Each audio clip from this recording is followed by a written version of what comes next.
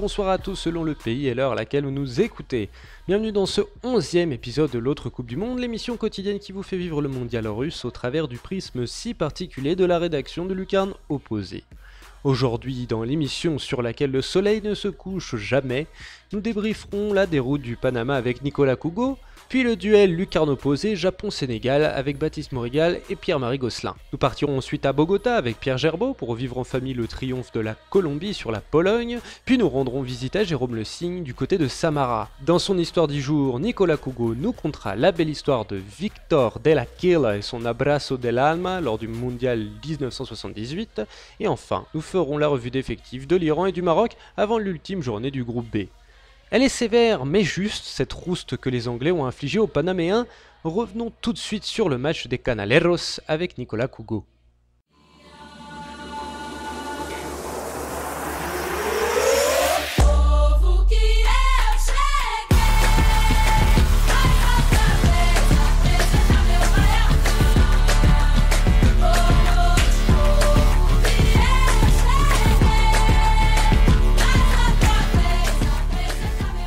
Bonjour Nico, comment ça va?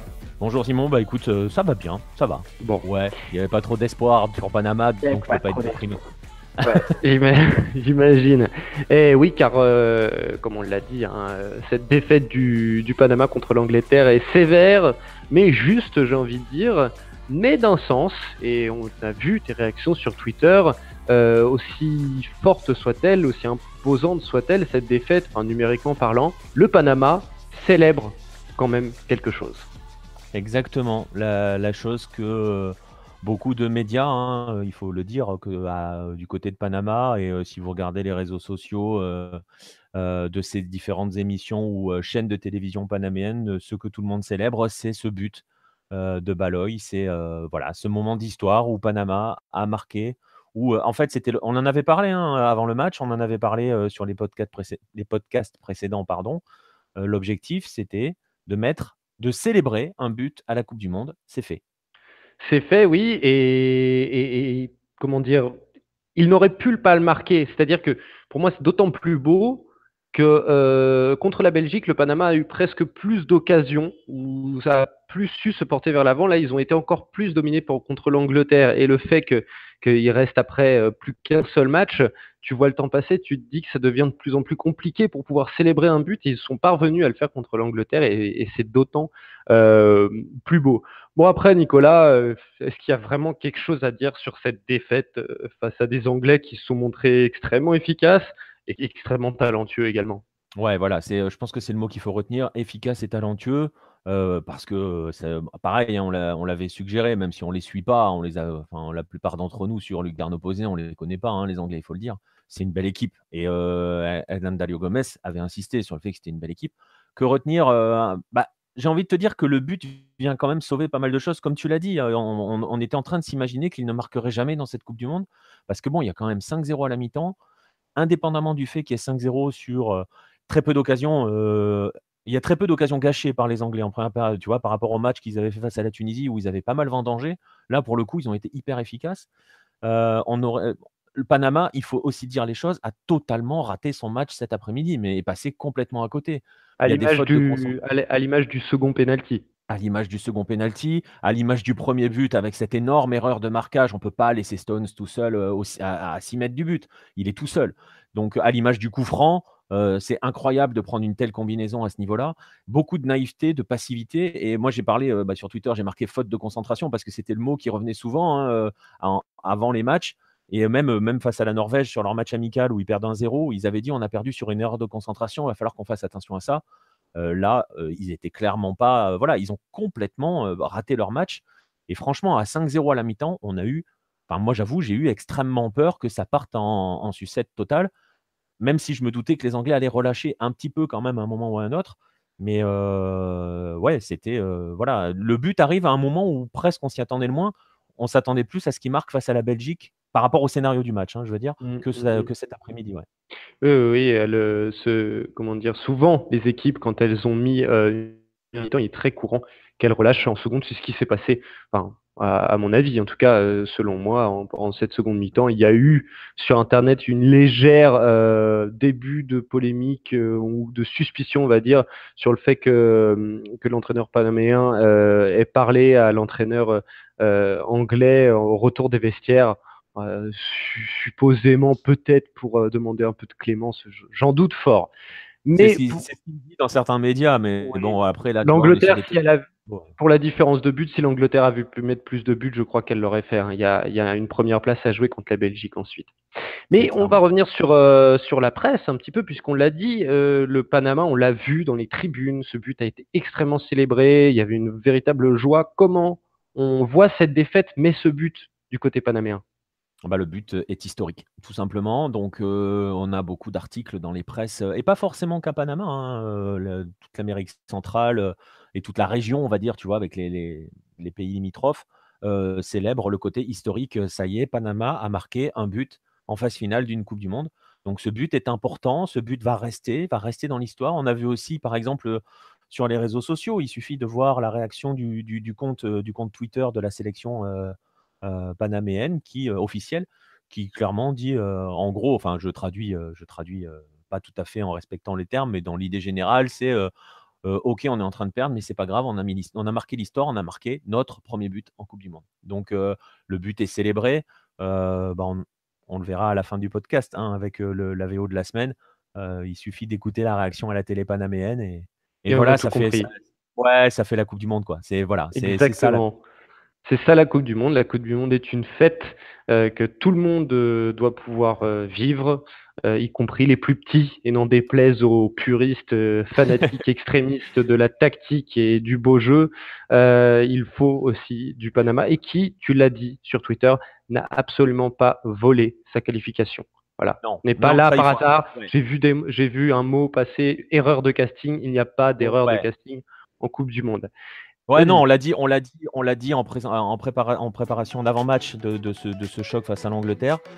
Ils ont, volé la place de personne. Ils ont fait la course en tant que, enfin, je ne vais pas dire ils ont fait la course en tête, mais ils ont fait la course en tant que qualifiés pendant la campagne de qualif. Et voilà, il faut juste pas oublier, et comme le dit Hernan Dario Gomez, et ça a été encore ses mots en conférence de presse après le match, ils sont encore jeunes à ce niveau, il faut qu'ils apprennent, et à partir de là, ils vont pouvoir continuer à avancer. Mais c'est un passage obligatoire pour ces sélections-là, et on ne peut que se féliciter de les voir à ce niveau-là. Exactement. Et il fallait le dire. Merci beaucoup, Nicolas. Mais pas. On se retrouve tout à l'heure pour ton histoire du jour. Exactement. C'était une rencontre entre représentants de la team lucarne opposée. Ce Japon-Sénégal nous a offert un bien drôle de match. On commence par le débrief des Samouraïs Bleus avec Baptiste Morigal. Konnichiwa, Baptiste, comment vas-tu? Salut Simon, ça va bien et toi? Ça va très bien. Alors on va débriefer ce Japon-Sénégal qui s'est terminé sur un score de parité, 2 buts à 2. Un match que tu as trouvé plutôt bizarre. Est-ce que tu peux nous expliquer pourquoi? Oui, j'ai trouvé ça très bizarre parce que si on regarde bien l'ensemble du match, les deux équipes marquent pratiquement que sur les erreurs défensives de l'autre. Je sais pas si tu avais noté ça, mais en fait, à chaque fois qu'il y a eu un but, c'est toujours suite à une erreur. Les deux buts japonais, sur le premier, c'est Kawashima qui se plante. Sur le deuxième, sur les deux buts du Sénégal, pardon. Sur le deuxième, la défense est en retard. Il y a Nagatomo qui est en retard sur le deuxième poteau. On ne sait pas ce qu'il est en train de faire. Et Shibazaki, il est pas au marquage de Sabali sur la passe de Mané. Donc ça fait 2 erreurs de placement et ça fait but. Et les buts du Japon, quand tu regardes le deuxième, c'est la sortie du gardien raté du Sénégal qui permet de récupérer le ballon, et puis ensuite Honda a pratiquement plus qu'à pousser au fond. Et sur le premier, si je dis pas de bêtises, il y a aussi des placements hasardeux de la défense sénégalaise et un manque d'agressivité. Donc ouais, j'ai trouvé ça assez bizarre, surtout qu'ils n'ont pas marqué forcément dans leur temps fort à chaque fois en plus. Alors si le premier du Sénégal, si, parce que le Sénégal a fait un gros début de match, mais après pour le reste, pas vraiment. D'accord. Voilà. Le Japon, toi, tu as trouvé que le Japon était légèrement supérieur à son adversaire. Au vu du scénario du match, est-ce que tu considères que le Japon a fait une bonne opération en arrivant à accrocher finalement ce nul en étant mené par 2 fois, ou est-ce que tu penses que le Japon fait une mauvaise opération du fait d'avoir légèrement dominé son adversaire? Alors pour moi, c'est une bonne opération parce que, tout simplement le Japon a quand même affronté un Sénégal que j'ai pas trouvé vraiment bon, qui a bien entamé le match, qui leur a mis un peu de pression, mais une fois qu'ils avaient marqué, ils se sont vite repliés. Ils ont eu beaucoup de mal à ressortir. En seconde période, ils ont eu aussi une toute petite période de domination, mais c'était assez enfin, j'ai trouvé ça assez pauvre et le Japon avec le ballon, alors c'est pas une catastrophe, mais c'est très, très compliqué. Ça a beaucoup de mal à faire des différences dès qu'une équipe est regroupée. Donc, en étant parti d'avoir pris un but très rapidement et d'être réussi à revenir et ensuite, encore une fois, revenir au score, je trouve que c'est une bonne opération parce que c'était pas un match facile. Je pense que c'était même si je pensais que c'était le match le plus abordable pour le Japon, dans la configuration de la rencontre, comment ça s'est déroulé, ça sera peut-être sûrement le plus compliqué à négocier, donc d'avoir fait un 2-2, c'est plutôt pas mal. Je suis assez content sur ça, ouais, c'est une bonne opération et même pour le Sénégal, hein, c'est une bonne opération d'avoir fait un 2-2, toujours pas de défaite. Donc maintenant, ils vont regarder tranquillement le prochain match, mais ouais, non, une bonne opération. Oui, à l'heure où on enregistre, le Colombie-Pologne ne s'est pas encore joué. Le Japon ira donc défier ces mêmes Polonais pour le dernier match. Tu penses du coup en confiance parce qu'ils ont montré du caractère quand même pour revenir de faux scores. Bah, je pense qu'ils auront surtout oui, ils ont cette confiance, ouais, de caractère, mais ils auront surtout une autre équipe en face. Je pense pas que la Pologne va rester regroupée derrière. Je pense que la Pologne va proposer beaucoup plus de jeux, donc le Japon pourra profiter des espaces qui seront laissés. Alors que là, le Sénégal, c'était vraiment verrouillé, hein. D'ailleurs, le Japon s'est montré à chaque fois dangereux en seconde période, uniquement quand il y avait une petite erreur sénégalaise et que ça pouvait très vite partir en contre et envoyer dans les passes là où il y avait un joueur japonais et pas de sénégalais. Alors que quand c'était de l'attaque placée, c'était plus dur. Et je pense que la Pologne sera moins regroupée dans son camp comme l'a fait le Sénégal pendant une grande partie du match. Très bien, Baptiste. Bon, bah écoute, on se retrouve tous les deux dans le courant de la semaine prochaine pour, même si c'est presque cuit, pour le brief du match de la Corée du Sud contre l'Allemagne. Mais sait-on jamais, peut-être un Ce n'est pas fini. Ils vont gagner.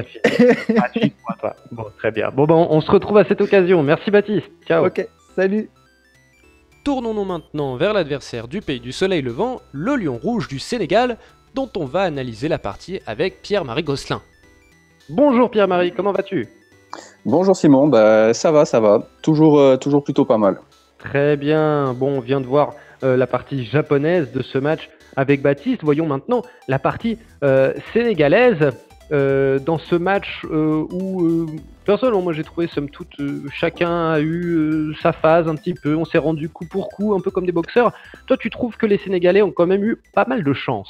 Oui, effectivement. Puis pour ceux qui ont suivi le match comme moi sur beIN Sport, c'est vrai que le terme réussite est revenu plusieurs fois aussi dans la bouche des commentateurs. Et il y a deux exemples comme ça. Le premier but, une boulette de Kawashima sur un centre qui était pas non plus super dangereux. Il repousse le ballon dans les jambes de Sadio Mané qui n'en demandait pas tant. Deuxième but, une roulette de Youssouf Sabaly. Bon, moi, supporter bordelais, je suis habitué à aller le voir. Alors même s'il est pas mal techniquement, bon, il fait une roulette, il centre pour le deuxième latéral qui se retrouve dans la surface aussi. Donc un but assez improbable de latéral à latéral. Sur le premier match aussi, on avait des buts un petit peu chanceux.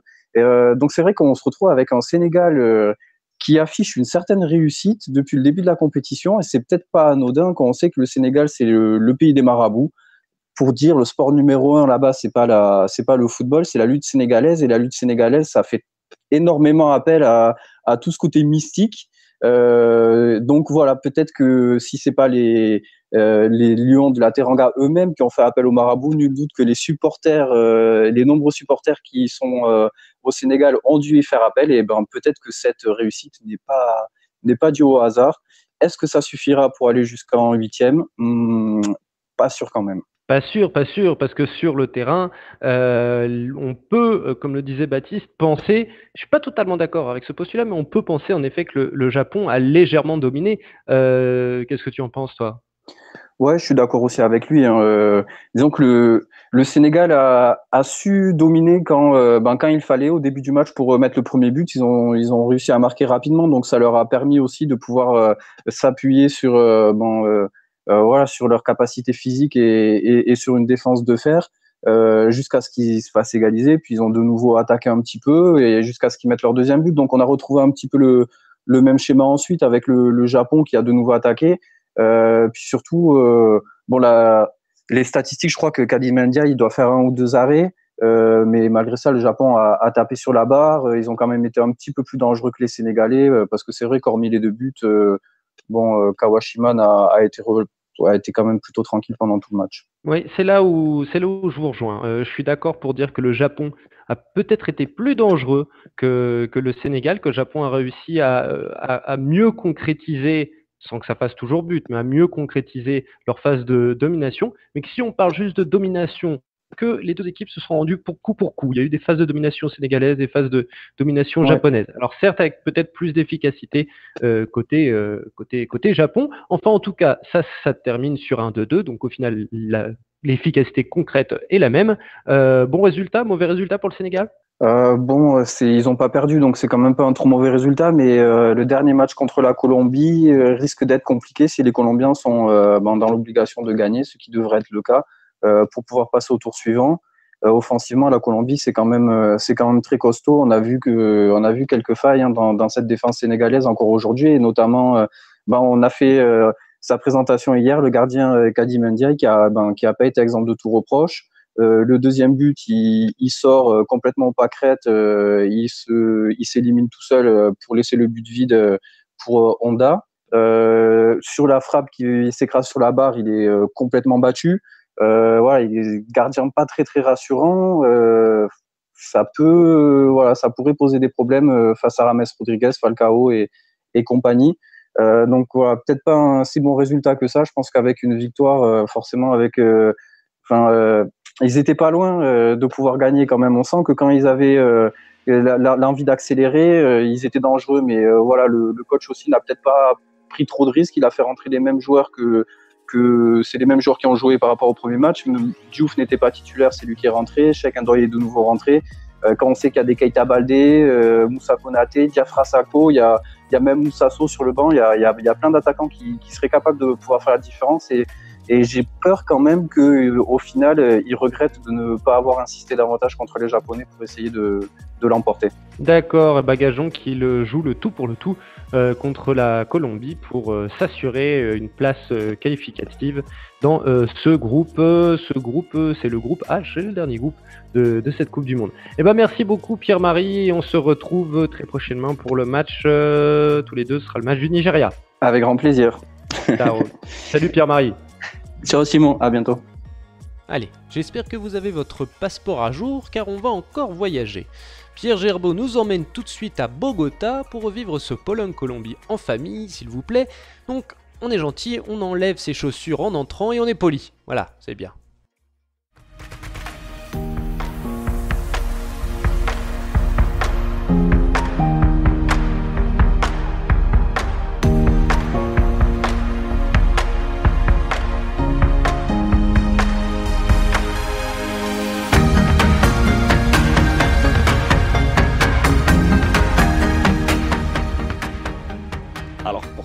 Lecteurs de Lucarne Opposée, pour tous les auditeurs de nos podcasts, l'autre Coupe du Monde depuis le début, je vais vous faire vivre un inside pour savoir à quoi ressemble un match de la Coupe du Monde ici en Colombie. Alors pour ça, je vais vous emmener, je vais faire comme pour la plupart des Colombiens aujourd'hui. Donc il faut savoir que le match est à 13h un dimanche, heure de Bogota. Donc les gens vont regarder ça en famille, donc je vais vous emmener à l'intérieur de ma famille et de ma belle famille en inside. Donc pour vous situer, on est au sud de la ville, on est au sud de Bogota, dans l'arrondissement Kennedy. Alors petit point culture, cet arrondissement s'appelle comme ça puisque le président américain assassiné est venu ici à Bogota faire une visite officielle. Donc après sa mort, les gens ont décidé de rebaptiser cet arrondissement l'arrondissement Kennedy, et on est dans un quartier un peu populaire. Et inutile de vous dire que depuis ce matin, beaucoup de maillots jaunes, maillots rouges, bleus, blancs, aux couleurs de la sélection Cafetera dans les rues, sur les voitures. On a même croisé une voiture de police avec le drapeau colombien accroché au rétroviseur. C'était assez dingue. Donc je vous donne rendez-vous pour vous faire vivre ce match à l'intérieur de la famille. Allez, on te suit Pierre, et tout commence logiquement par l'hymne national. Oh, gloria inmarcesible, oh, júbilo inmortal, en surcos de dolores, el bien germina. Varias papas. No debió haberse puesto ahí a la gallina. Oh, gloria inmarcesible, oh, júbilo inmortal, en surcos de dolores, el bien germinará. Vamos, profe. La libertad sublime derrama las auroras de su invencible luz. La humanidad entera que entre cadenas firme comprende las palabras del que murió en la cruz.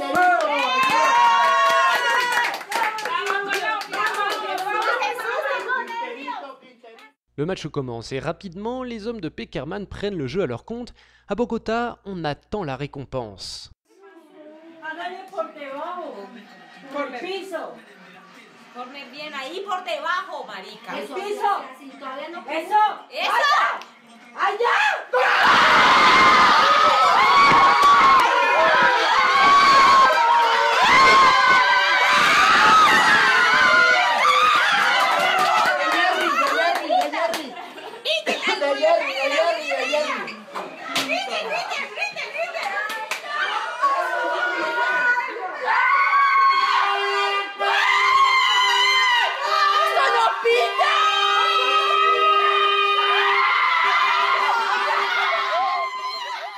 Un soulagement offert par Yerry Mina, avec lequel la Colombie atteint la pause.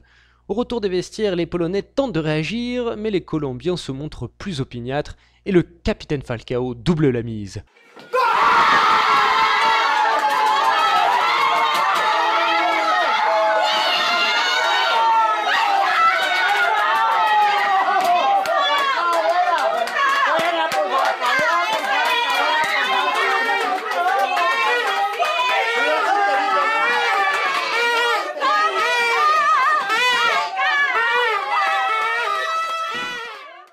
C'était un peu tendu jusque-là et le deuxième but de Falcao est venu détendre vraiment tout le monde. Là, c'est vraiment le soulagement sur les visages. C'est limite, on est limite au bord des larmes. Là. C'est hallucinant. Quelques minutes plus tard, Cuadrado achève la bête.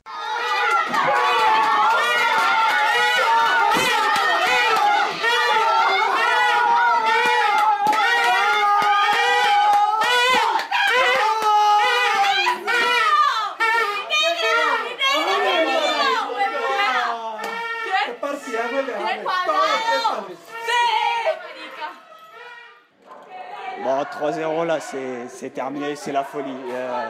Ici dans la maison, c'est vraiment la folie, ça saute, ça crie, ça klaxonne, ça joue de la trompette, c'est au top. Plus rien ne peut leur arriver, la Colombie gère sa fin de match tranquillement. Là, on est à 30 secondes de la fin du temps additionnel des 5 minutes données par l'arbitre mexicain. Mais il y a l'impression qu'il y a 0-0 et qu'il faut aller chercher le quatrième.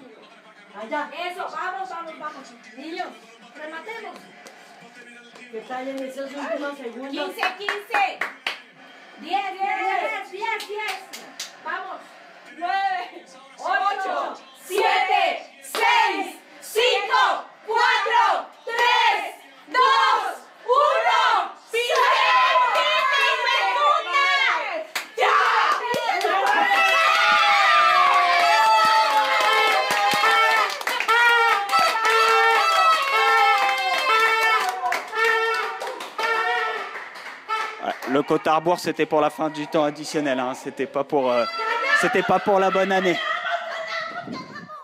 Donc là, on est juste au moment du coup de sifflet final. Et comme vous pouvez l'entendre, dans la rue, c'est assez calme. Et pour la simple et bonne raison qu'en fait, on est juste à côté d'une église et qu'il y a un enterrement en même temps. Donc les gens très respectueux et ne sortent pas célébrer. Mais au loin, on entend un petit concert de klaxons et des cris. Donc je pense que dans les quartiers voisins, ça doit bien fêter la victoire. Donc il est 15h08 ici à Bogota. Le match vient de terminer, hein, il n'y a même pas 10 minutes. Et un peu à l'image des Espagnols, on mange tard ici. Et donc pas question de partir et de rentrer chacun chez soi. Partage du déjeuner tous ensemble. Et là, pour le coup, on va bien refaire le match. Ouais. Merci beaucoup Pierre pour cet inside. Alors, on vous souhaite à toi et toute ta famille, ta belle famille, on vous souhaite un bon appétit. Filons maintenant sur les rives de la Volga où Jérôme flâne tranquillement en attendant la petite finale du groupe A entre l'Uruguay et la Russie. Bonjour Jérôme, comment vas-tu ? Très bien, et toi Simon ?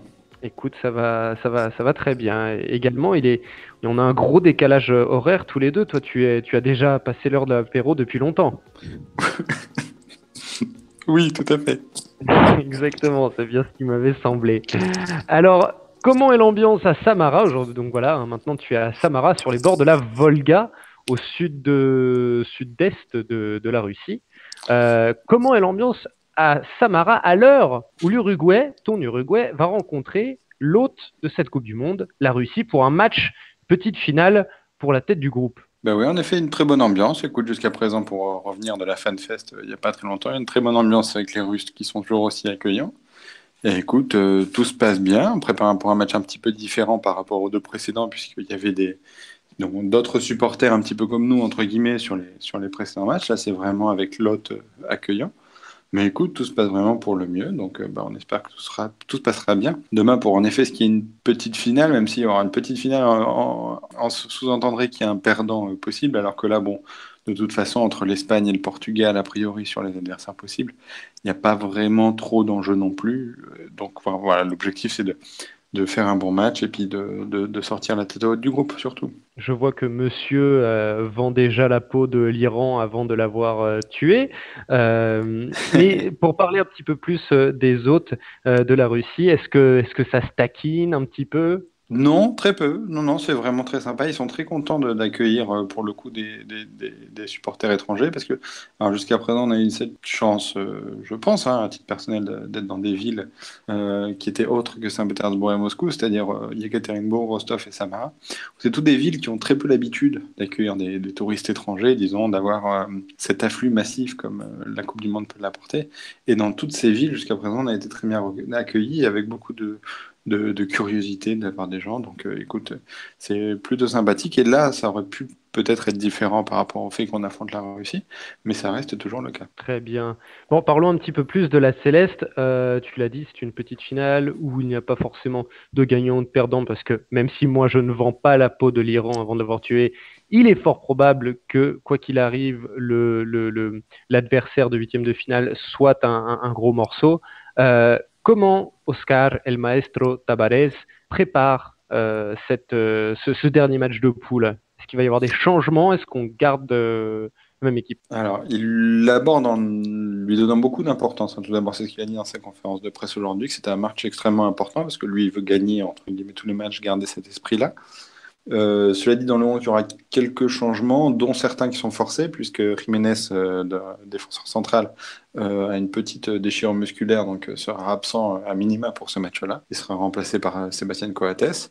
Et a priori aussi un changement tactique, malgré tout, puisque le maestro partirait sur une défense où il mettrait plus... Alors, c'était tout le débat ce matin dans la presse en Uruguay, c'est de savoir s'il partait sur un 3-5-2 ou sur un 5-3-2, puisqu'il y aura 3 défenseurs centraux de métier, Cáceres, Coates et Godin. Et il va repartir donc avec sur le côté gauche Laxalt et sur le côté droit Nandez pour faire tous les couloirs. Et au milieu, le plus traditionnel Betancourt et Vecino, et avec Torreira qui fera son entrée en vrai milieu défensif, en vrai chien de garde, disons, à l'ancienne, pour courir et parcourir plus de terrain. Ce serait un changement tactique. Alors le maestro a expliqué dans sa conférence de presse que il fallait pas forcément se coller au schéma 3-5-2 et 5-3-2 par rapport à ça. Que pour lui c'était juste des changements d'habitude, que ça pouvait très bien coulisser et passer dans un 4-4-2 avec Laxal qui reviendrait latéral comme il avait pu le faire lors de la China Cup côté gauche, et dans ce cas-là Cáceres jouerait côté droit et ça ferait juste une défense à plat à 4. Mais ça fait quand même des petits changements à venir pour demain, dont 2 là au niveau du 11 de départ pour le coup, et un petit changement tactique à suivre, peut-être parce qu'il s'attend à ce qu'il y ait une Russie plus joueuse que les 2 adversaires précédents aussi.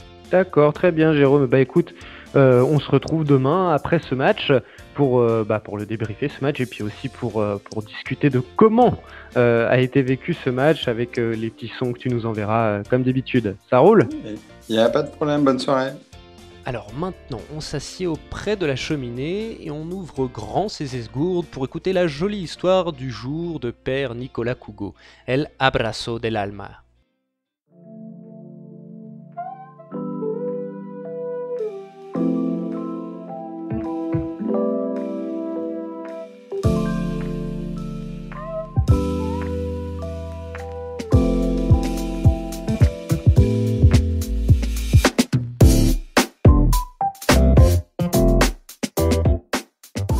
Alors que l'Argentine de 2018 n'en peut plus de la novella du naufrage de sa sélection, chaque jour amenant sa nouvelle déclaration choc, son nouveau scandale. Ce lundi, elle va se faire encore plus mal puisqu'elle va célébrer le 40e anniversaire de sa première Coupe du Monde, la si controversée compétition qu'elle a organisée en 1978, la seule à ce jour. L'Argentine avait longtemps espéré se voir offrir une organisation d'une Coupe du Monde.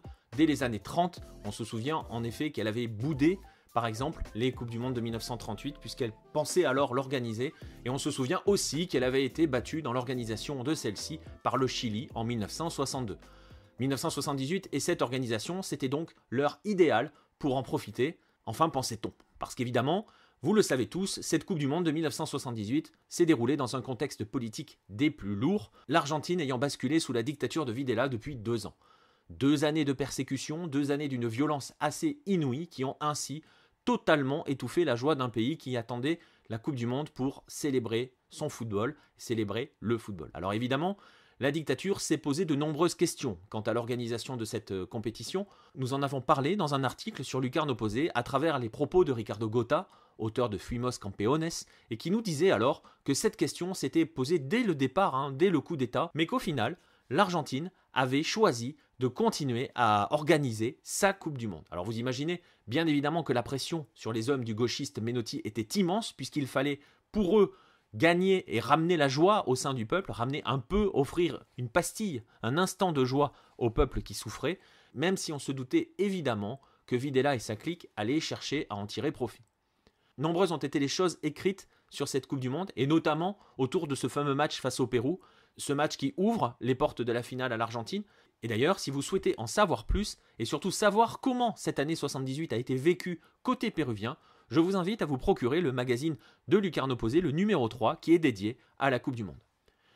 Au-delà de cela, ce qui est intéressant, ce sont non seulement les grandes histoires qui ont entouré cette compétition, mais aussi les petits détails cachés que même la dictature n'a pas vus ni n'a su gérer, et qui sont ainsi restés comme des symboles de la résistance. Le premier est bien évidemment cette peinture noire sur la base des poteaux, un brassard noir porté par les montants et peint par Ezequiel Valentini, qui voulait alors rappeler que tout le monde en Argentine comptait dans sa famille soit un disparu, soit quelqu'un qui avait été torturé par le régime. Mais il y a aussi ces images, comme cette photo de la finale, une image perdue au moment des célébrations, celle de Victor Del Aquilla. Alors vous ne connaissez sans doute pas Victor, c'est normal, ce n'est pas un joueur, ce n'est pas un membre du staff de l'Argentine. Victor, c'est un supporter de Boca depuis toujours. Il aime le foot depuis toujours, et le foot est très rapidement devenu sa thérapie, suite à un drame qui l'a frappé à l'âge de 12 ans, un poteau électrique et une électrocution qui lui ont coûté ses 2 bras. Alors Victor est toujours à la Bombonera, toujours proche de ses joueurs, de ses Xeneize favoris, et il n'hésite pas à profiter de ses relations pour souvent pénétrer sur la pelouse à l'issue de matchs victorieux de son Boca préféré. Mais ce 25 juin, il n'est pas à la Bombonera, il est au Monumental, dans l'antre du rival éternel, et c'est ici que Victor va avoir ce moment de folie, celui d'entrer sur le terrain au coup de sifflet final. Il échappe alors à la police qui n'a pas le droit de le suivre sur le terrain, et décide d'aller étreindre son joueur de Boca, Alberto Tarantini. Sauf que il va s'apercevoir que Tarantini s'est rapproché d'un coéquipier, lui aussi à genoux, le gardien Ubaldo Fillol, le gardien de River. Victor arrête alors son geste, mais fige une image pour l'éternité, celle d'un homme, supporter de Boca, les manches du pull vides de tout bras, qui semble étreindre de manière invisible 2 symboles de clubs rivaux, aujourd'hui frères, le tout au moment où l'Argentine vit dans les ténèbres. Cette image porte un nom, El Abrazo del Alma, l'étreinte de l'âme, et représente une Argentine qui n'aspirait qu'à une chose, retrouver la joie, une joie que 40 ans après, elle espère encore et toujours retrouver. Dernier tour de piste pour la phase de poule donc. Jetons un œil sur le groupe B, où l'Iran s'avance vers un match qui pourrait bien devenir historique pour lui contre le Portugal, et où le Maroc tentera un barou d'honneur face à l'Espagne pour confirmer tout le bien qu'on pense de lui.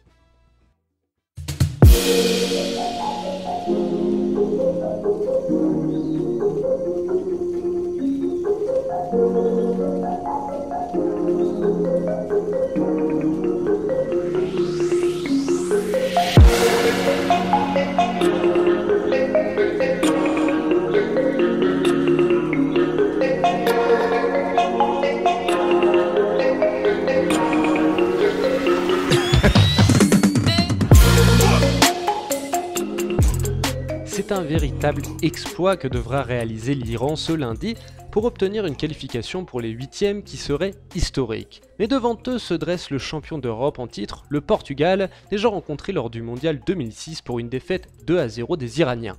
Un adversaire qui donne à ce match une saveur évidemment particulière pour le coach lusitanien de la sélection perse Carlos Queiroz, qui le classe comme le match le plus important depuis qu'il est aux commandes de l'Iran. La recette pour battre sa patrie, le Mozambiquais de naissance nous la donne. Je base tout sur le respect, le réalisme et le romantisme. Le respect, nous savons tous ce que c'est. Le réalisme, c'est le fait de garder à l'esprit que nous jouons contre l'un des prétendants au titre. Et le romantisme consiste à jouer notre jeu selon les bases du football en ayant à l'esprit que le leader de l'Iran n'est pas un joueur mais l'équipe elle-même. Un discours bien assimilé par Ansar Ifar qui a rappelé que si le Portugal avait de nombreuses vedettes, l'Iran pouvait les vaincre en tant qu'équipe, rajoutant que les siens avaient réussi à prendre le jeu à leur compte après l'ouverture du score de la Roja.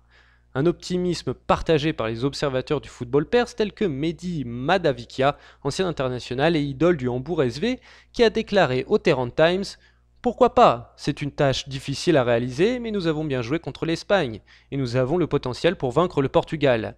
Nous avons défendu avec 9 joueurs contre l'Espagne en première mi-temps, mais après avoir concédé le but, nous avons changé notre tactique et créé quelques occasions. Cela montre que l'Iran a le potentiel de percer. D'ailleurs, on ne change pas une équipe qui fait presque match nul face à l'Espagne, et le même 11 devrait être reconduit face à l'autre nation de la péninsule hispanique, avec notamment Mehdi Taremi complètement remis de ses pépins physiques, et Majid Hosseini reconduit en charnière aux côtés de Pourali Ganji.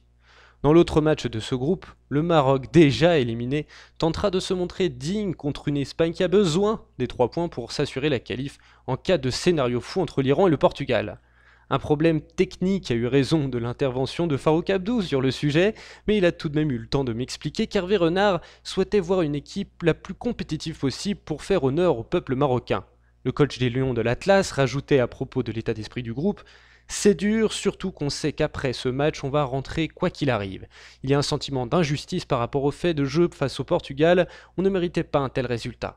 Un sentiment d'injustice au regard des performances marocaines que partage une partie des supporters, selon Farouk, qui précisait également qu'une autre partie d'entre eux, au contraire, pointait du doigt une réalité statistique décevante. 0 points et 0 but. Avant de se quitter, n'oublions pas notre petit récap. Dans le groupe G, l'Angleterre écrase le Panama 6-1. Les Anglois rejoignent donc nos cousins d'outre-Kiévrin en tête du classement, au point 6 chacun, et à la différence de but, plus 6 pour l'un et l'autre. Le Panama accompagne pour sa part la Tunisie dans la charrette des éliminés. Dans le groupe H, le Japon et le Sénégal se quittent bons amis, 1 but partout, tandis que la Colombie pulvérise la Pologne 3-1.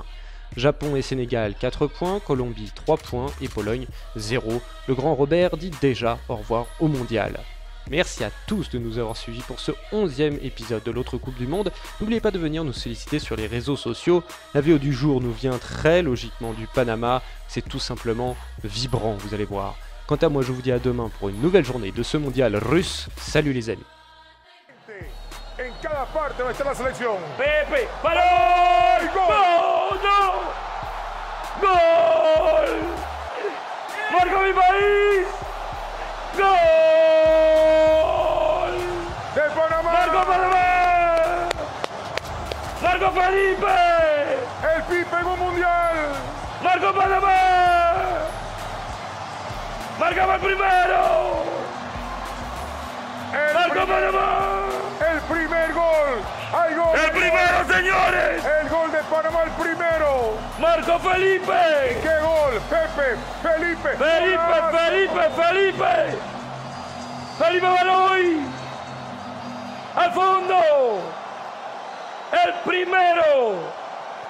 El de la historia. El capitán. Fue Baloy. Me quedo. Fue Baloy.